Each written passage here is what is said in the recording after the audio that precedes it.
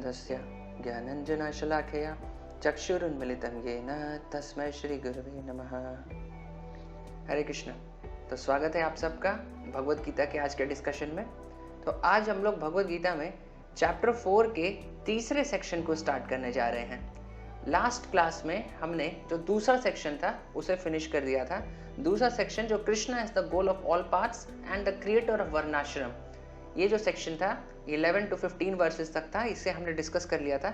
और आज हम लोग जो तीसरा सेक्शन है यानी कर्म योग, जो कि वर्सेस 16 से 24 तक है, इस सेक्शन को हम लोग आज स्टार्ट करेंगे। तो भगवान एक बार फिर से अभी कर्म योग के बारे में बताने जा रहे हैं। कर्म योग के बारे में भगवान ने चैप्टर नंबर 3 में भी बताया था। अब एक बार फिर से भगवान ये टॉपिक उठा रहे हैं। तो इस सेक्शन को स्टार्ट करने से पहले इस सेक्शन का जो समरी है उसे हम एक बार देख लेंगे। तो after explaining his transcendental position, Krishna analyzes action and describes how to perform activities on the transcendental plane.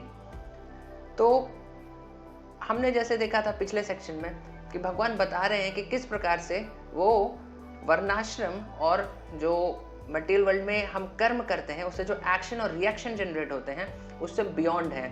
यानी भगवान कोई भी एक्टिविटी करते हैं किसी भी अवतार में इस धरती पर आकर के, तो उससे जो रिएक्शंस जनरेट होते हैं, चाहे पॉजिटिव या नेगेटिव रिएक्शंस, वो उन्हें अफेक्ट नहीं करते, वो पाप और पुण्य के बियॉन्ड होते हैं। अब इस सेक्शन में भगवान हमें बता रहे हैं कि हम भी किस प्रकार पाप और पुण्य, जो पॉजिटिव और नेगेटिव क्रेडिट्स होते हैं, उन दोनों से बियॉन्ड जाकर के एक्शंस परफॉर्म कर सकते हैं। किस प्रकार हम भी अपने एक्शंस ऐसे परफॉर्म कर सकते हैं कि हमारे एक्शंस भी कोई रिएक्शंस नहीं जनरेट करें, यानी कोई पाप या पुण्य वो जनरेट ना करें। तो ये इस सेक्शन में भगवान डिस्कस करेंगे। तो हम स्टार्ट करते हैं इस सेक्शन के पहले वर्सेस से, वर्स 4.16 से। तो इस वर्स 4.16 में देखिए भगवान बता रहे हैं कि even the intelligent are bewildered in determining what is action and what is inaction. Now I shall explain to you what action is, knowing which you shall be liberated from all misfortune. तो भगवान कह रहे हैं कि even जो सबसे ज्यादा बुद्धिमान व्यक्ति होते हैं वो भी पता नहीं कर पाते हैं कि एक्शन क्या है और इनएक्शन क्या है, यानी कर्म क्या है और अकर्म क्या है। ये पता कर पाना बहुत बुद्धिमान व्यक्तियों के लिए भी मुश्किल होता है। इसीलिए भगवान यहाँ पे मर्सीफुली खुद एक्सप्लेन कर रहे हैं कि एक्चुअली में ये एक्शन और इनएक्शन यानी कर्म और अकर्म होती क्या चीज है।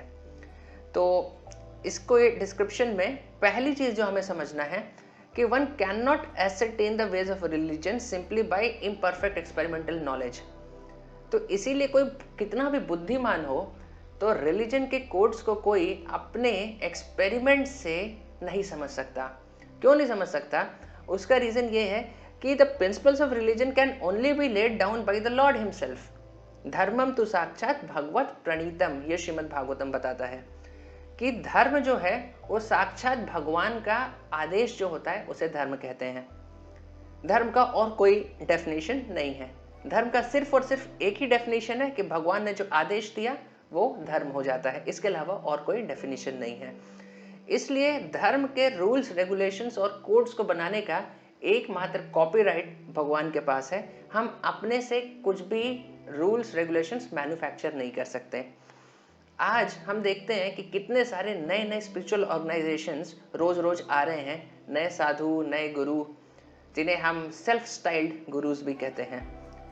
तो वैसे गुरु अपने से इन्वेंट कर रहे हैं नए नए मेडिटेशन टेक्निक्स, नई नई फिलॉसफीज, लेकिन यहाँ पे सीधे से बताया गया है कि धर्मम तो साक्षात भगवत प्रणीतम, यानी इसे हम इन्वेंट नहीं कर सकते। सिर्फ इसका हक किसके पास है? भगवान के पास है। क्योंकि धर्म होता है भगवान की खुशी के लिए और सिर्फ भगवान ही ये बता सकते हैं कि उन्हें किस चीज में खुशी मिलती है, कोई और ये बात नहीं बता सकता। तो इसीलिए ये जो नए ऑर्गेनाइजेशंस आ रहे हैं जो कुछ समय के लिए आते हैं, रहते हैं और फिर चले जाते हैं, they are actually cheating religions. तो we have to follow the scriptures, क्योंकि जो रिलीजन के कोड हैं वो भगवान ने हमें शास्त्रों में दिए हैं। और कोई भी अगर नया गुरु आता है, नई ऑर्गेनाइजेशन आती है जिसका कि बेस शास्त्रों पर नहीं है, तो फिर वी कैन नो कि it is a cheating religion and we should not fall in that trap. तो इसीलिए हम एक्सपेरिमेंट करके, अपना मेंटल स्पेकुलेशन करके किसी रिलीजन को इन्वेंट नहीं कर सकते, हमें शास्त्रों से समझना है। और शास्त्रों से भी कैसे समझना है? We have to follow in the foot steps of authorised persons. तो ये भी चीज यहाँ पे बताया गया है कि to understand Krishna consciousness one has to follow the leadership of authorized persons who are in the line of disciplic succession as explained in the beginning of this chapter।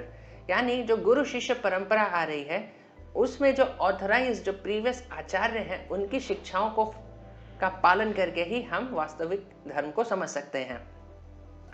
आप देखिए, सिर्फ बुक्स सफिशिएंट नहीं होती किसी भी फील्ड ऑफ स्टडी में उसको mastery करने के लिए।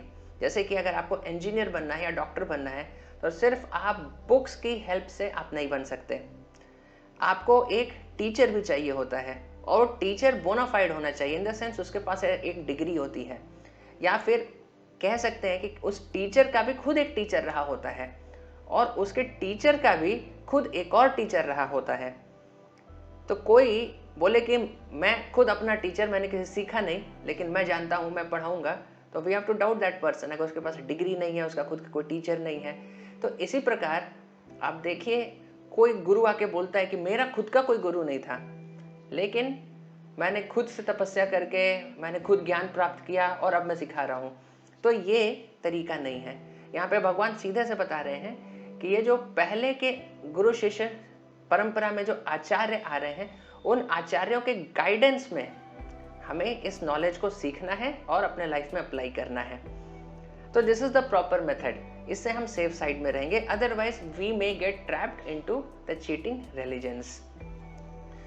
तो देखिए अब connection to the next verse, action in Krishna consciousness has to be executed in accord with the examples of previous bona fide devotees. This is recommended in the 15th verse। तो हमने पिछले वर्स में भी देखा था कि भक्ति में कृष्ण कॉन्शियसनेस में कोई भी एक्शन होता है वो प्रीवियस बोनाफाइड आचार्यों के आदेश के अनुसार, उनके इंस्ट्रक्शंस के अनुसार, उनके पद चिन्हों पे चलते हुए हमें करना चाहिए। तो why such action should not be independent will be explained in the text to follow। तो अब ये इंडिपेंडेंटली हम क्यों नहीं कर सकते, इसे अगले टेक्स्ट में बताया जाएगा। और साथ ही साथ अगले वर्स में भगवान एक्शन और इनएक्शन यानी कर्म और अकर्म के साथ एक तीसरे एक्टिविटी को भी जोड़ देते हैं, विकर्म। यानी प्रिस्क्राइब ड्यूटीज को कर्म कहते हैं, जो फॉरबिडन एक्शंस होते हैं उन्हें विकर्म कहते हैं, और जो पॉजिटिव और नेगेटिव दोनों तरह के रिएक्शंस को ना जनरेट करें उन्हें अकर्म कहते हैं। तो इस टॉपिक को डिटेल में भगवान फिर अब अगले वर्स में एक्सप्लेन करेंगे, तो जिसे कि हम अपने अगले सेशन में डिस्कस करते हैं। तो आज के डिस्कशन में अगर आपके कोई प्रश्न हैं तो आप हमें नीचे कमेंट्स में लिख के बता सकते हैं। Thank you very much. Srila Prabhupada की जय।